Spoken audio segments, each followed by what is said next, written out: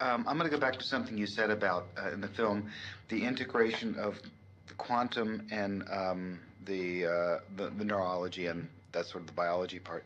Because people, we purposely in the film kind of left that vague so that people could put it together for themselves, and they're very interested in the science behind that. How would you see? How do you see them fitting together? Well, you did a very nice job in fitting them together in one way in the film. And that is both really see both of these disciplines, modern quantum physics and molecular biology, neuroimmunology, they both say that we do create our own realities and that we have a lot of responsibility over the world in which we live, at least the way we experience the world and the way the world behaves towards us. That's a very good connection, actually. That was brilliant. Ultimately, what we'd like to see is what is the physics of consciousness? We can ask that question today. What is consciousness? Where does it come from? What are the origins of consciousness? What are the limits of human potential? We're in a position to actually answer that now, I believe, although there's certainly not consensus yet in the scientific community about that. But with the real cutting-edge knowledge, the discovery of the unified field, the so-called superstring field, we now understand that life is fundamentally one. At the basis of all life's diversity, there is unity. At our basis, you and I are one. And that unity at the basis of mind and matter is consciousness, universal consciousness. So with that deep understanding that consciousness isn't created by the brain, it's not purely an outcome of molecular chemical processes in the brain, but is fundamental in nature. It's the very core of nature. We call it the unified field. Now that we have that foundational understanding of what consciousness is, we can solve the mind-body problem. We can see how consciousness percolates up through our physiology to become the consciousness that we experience and see and sensory perception and all of that. So there is a foundation now to really link rigorously neuroscience with quantum physics. That might be really a next step in the development of the movie. You've asked the questions in the first movie. Now we're just on the verge of being able to answer those questions. So you mentioned the unified field. For people who never, a lot of people are going, well, that sounds nice. It's unified. Everything's one. Could you dive a little more technically into what the unified field is? Progress in our understanding of the universe through physics over the past quarter century has been exploring deeper levels of natural law, from the macroscopic to the microscopic, from the molecular to the atomic to the nuclear to subnuclear levels of nature's functioning, so-called electroweak unified scale, grand unified scale, super unified scale. And what we've discovered at the core basis of the universe, the foundation of the universe, is a single universal field of intelligence, a field which unites gravity with electromagnetism, light, with radioactivity, with the nuclear force, so that all the forces of nature and all the so-called particles of nature, quarks, leptons, protons, neutrons, are now understood to be one. They're all just different ripples on a single ocean of existence. That's called the unified field or superstring field, and it's a mathematical tour de force. But we have realized Einstein's dream. He dedicated half of his life to discovering this unified field, and now in the context of the superstring, that has been achieved. So unified field theories based on the superstring identify a single universal field of intelligence, an ocean of existence, at the basis of everything, mind and matter. And all the so-called particles of the universe, the forces in our universe, everything in the universe are just ripples on that ocean of existence. That's the unified field. And that field is a non-material field. It is ultimately the field of consciousness. And all our separate consciousness, wherever there's consciousness, is merely consciousness by virtue of the fact that my consciousness, your consciousness, are ultimately that. Everything in the universe is really nothing but that. Planets, trees, people, animals, we're all just waves of vibration of this underlying unified superstring field. We are really united at our core. And ultimately the understanding that's emerging will be that there is only one consciousness in this room. And it is you. And it is me. And that is each and every one of us. We individualize our consciousness through the filter of our nervous system. But the consciousness itself, our very inner subjectivity, the self in the big sense, that is universal. And knowing that, knowing it through experience, is called enlightenment, and has been called enlightenment through the ages. It sounds like you're going down through the physical realms, leptons, smaller, smaller, and you're saying at the base, it's not solid, it's intelligence. Why do you use the word intelligence? That is a very brilliant question. What you're saying really reflects a bias that all of us share. Everyone who's grown up in the scientific world is used to the concept that we're living in a material universe, an inert universe, a universe of dead matter. And because of that, it's difficult instinctively to grasp that we're not really living in a dead universe, that the universe is overwhelmingly conscious at its basis.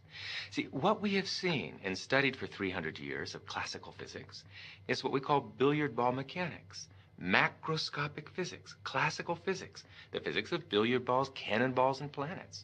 But quantum mechanics, even at the molecular level, let alone atomic, nuclear, subnuclear, in the realm of quantum mechanics, the idea of particle is replaced by the idea of wave function.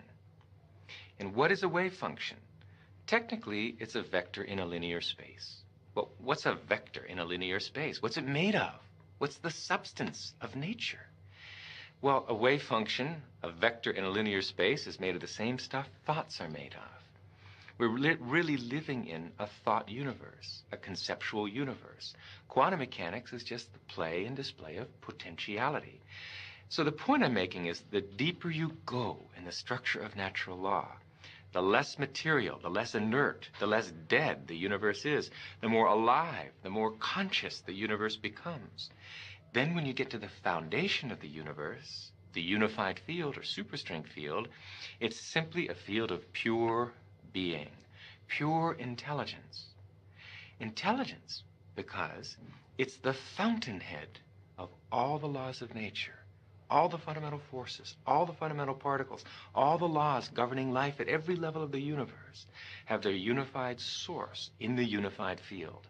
That makes the unified field the most concentrated field of intelligence in nature. Non-material, dynamic, self-aware intelligence. Those are the properties of the unified field. Could you also use the term, because I've read this someplace, some people are saying at the bottom, it's also information. Is that kind of similar, or is that another way to describe the same thing?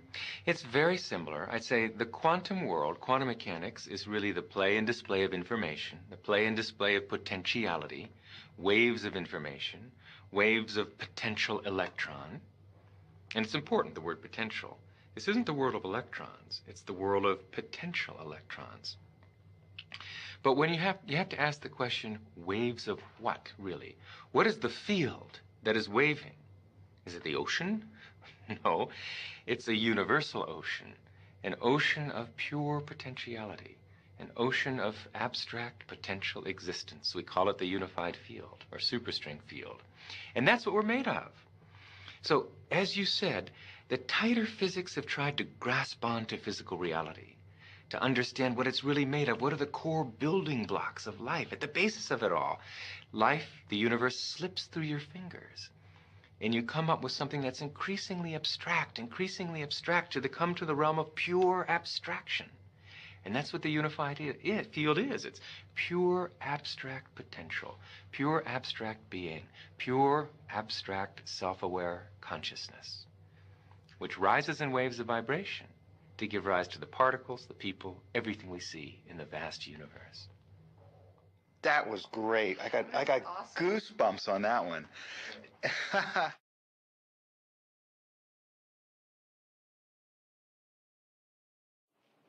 Why, and this is a big question, I'm never going to answer it, but I've always asked this question of all the people that I keep talking to because it seems so obvious to me, most of what you're saying. It just seems very natural. Why are we not educating? How do we get so, if the Vedics seem to have it right such a long time ago, how did we end up here? Boy, that's a good question. How is knowledge lost?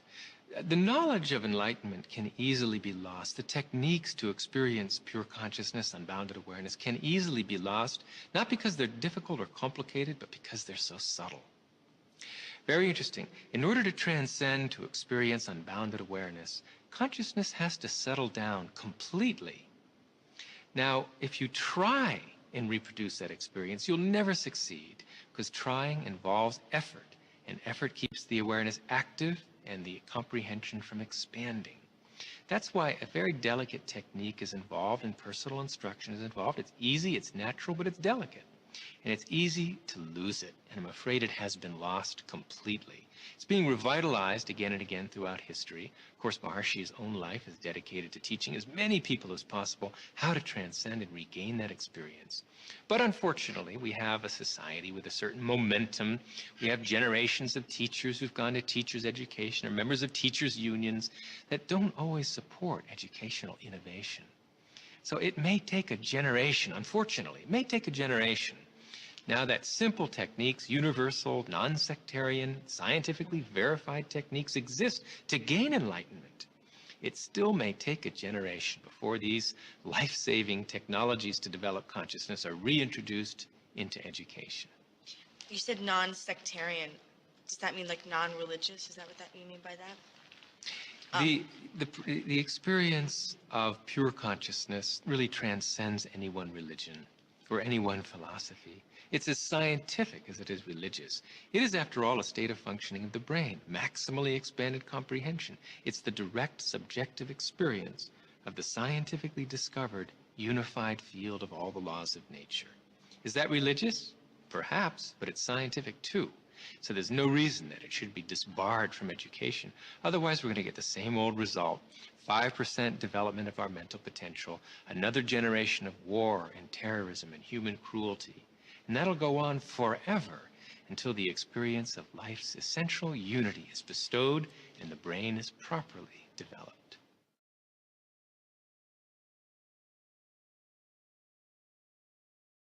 You know, we talked to Jeffrey Satinover and Hameroff, and I think maybe one other physicist said the same thing, that because you talk a lot about the observer, and they sort of said that that whole concept of the observer was a mistake and it's been fixed and it doesn't really mean anything now.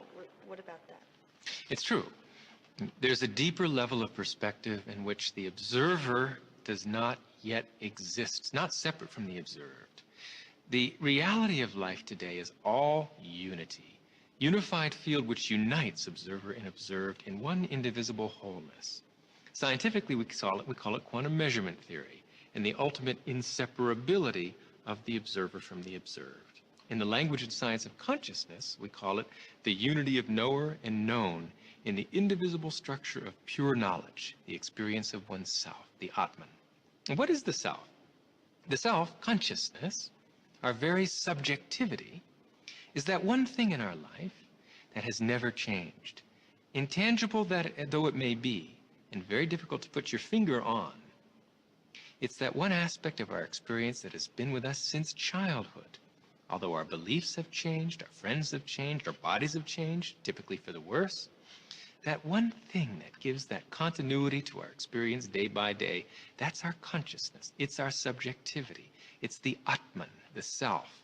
And that self, which is the same for you as for me, ultimately, is this unified field discovered by science, which is essentially the creator of the universe. That is our authority. That's our dignity. If we only knew ourself and how precious it was, we would rush to experience higher states of consciousness, where that experience of our unbounded subjectivity is never lost, even during the depths of sleep.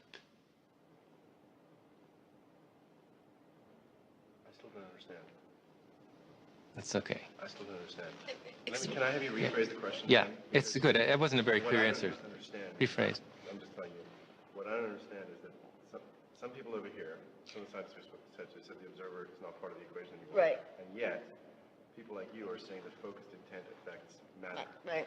I want to understand those two disparate views. Okay. Yeah, what he said. There are different truths because our universe is hierarchically structured in layers. The atomic has its own truth. The nuclear world has its own completely different truth. And they're both valid. They're both self-consistent.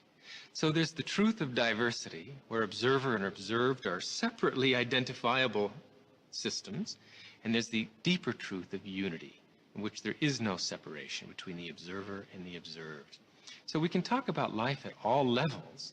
Each level is valid, but the deepest level in this scientific age is the level of unity. What has to be very clear about this is a concept most people don't get quite. It's very important. You can drag me across the floor by my arm. You can drag me across the floor by my atoms, or by my nuclei, or by my cells. It all has the same effect. I get dragged across the floor. These are simply different levels of the description of the one reality that is me. So it's legitimate for us to talk about a world of diversity. We see such a world, after all. But it's even more legitimate for us also to talk about the world of unity, the ultimate scientific truth of life. So we get tripped up in semantics if we say that unity alone exists, but there's no such thing as diversity, or that diversity alone exists, there's no such thing as unity. They're both true. They're just different levels of description of the same reality. So, you know, you talk about me and you are one, but we're also separate. Those are just different levels. Different levels. On the physical level, you and I are separate. You're much better looking than I am, more attractive in virtually every way. But at deeper levels, we have a common source.